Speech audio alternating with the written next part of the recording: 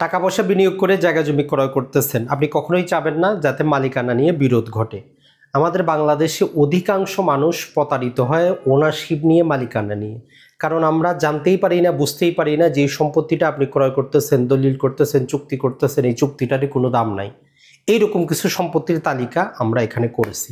এক নম্বরে যেটা, সেটা হচ্ছে যে আমাদের অর্পিত সম্পত্তি, তফসিলভুক্ত যে সমস্ত সম্পত্তি আছে এগুলো আপনি ফ্রিতে দিলেও কিনবেন না, 1 টাকাও খরচ করবেন না। যদি তার অর্পিত সম্পত্তি হয়, একের এক খতিয়ানভুক্ত হয় এবং তফসিলভুক্ত হয় আর সে অবমুক্ত করেছে, মানে হচ্ছে তার নামে খাজনা খারিজ করে এখন পর্যন্ত এই হালসন পর্যন্ত খাজনা নেওয়া হচ্ছে, তবে ওই সম্পত্তিটা ক্রয় করতে পারেন। তাহলে অর্পিত সম্পত্তি ক্রয় করা যাবে না। এরপরে আসি পরিত্যক্ত সম্পত্তি। এই পরিত্যক্ত সম্পত্তি আগে কি সেটা বুঝেন। পরিত্যক্ত সম্পত্তি হচ্ছে যারা তাদের বাড়িঘর রেখে চলে গিয়েছে, ওই সম্পত্তিগুলোকে সরকার পরিত্যক্ত হিসাবে গেজেটভুক্ত করেছে, সেগুলো থেকে অন্য ব্যক্তি থেকে খাজনা নেওয়া হচ্ছে না। এরকম যদি আপনারও অর্পিত সম্পত্তির পরিবর্তে যদি পরিত্যক্ত সম্পত্তি হয়, সেগুলো আপনি অবমুক্ত করতে পারবেন। ট্রাইব্যুনাল আছে, সেখানে আবেদন করতে হবে। আপনি টাকা পয়সা দিয়ে পরিত্যক্ত সম্পত্তিও ক্রয় করবেন না। এরপরে আসি খাস সম্পত্তি। 1 নম্বরে খতিয়ানের সম্পত্তি। রাস্তার আশেপাশে বিভিন্ন জায়গায় সরকারি জমি পড়ে আছে, কেউ দখলে আছে, আপনি তাকে কাছ থেকে টাকা পয়সা দিয়ে চুক্তি করে কিনতেছেন, চুক্তিটার কোনো দাম নাই।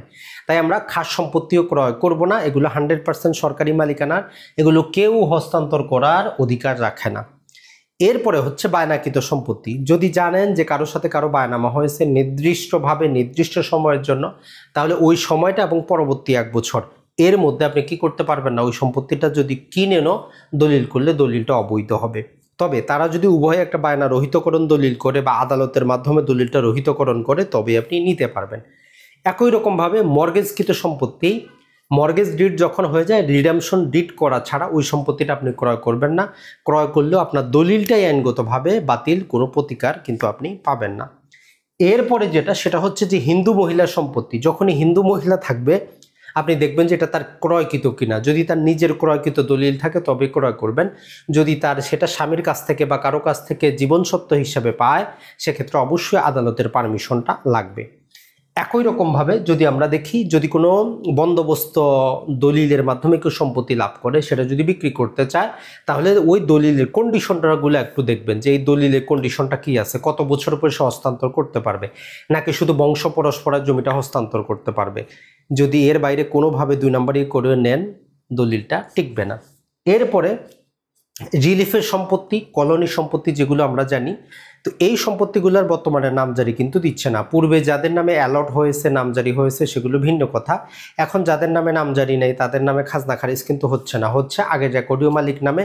আর এখনকার যে গেজেট, এগুলা আমাদের দুর্যোগ এবং ত্রাণ মন্ত্রণালয়ের অধীনে রেকর্ড হচ্ছে। তো জন্য সারা বাংলাদেশে অসংখ্য জমি আছে যেগুলো সরকার 99 বছরের জন্য ওই যে ভারত পাকিস্তানের যুদ্ধের সময় উদ্বাস্তুদেরকে দিয়েছিল, এগুলো হচ্ছে রিলিফের মাটি। এগুলো আপনি ক্রয় করবেন না, কোনো লাভ নাই, প্রতারিত হবেন।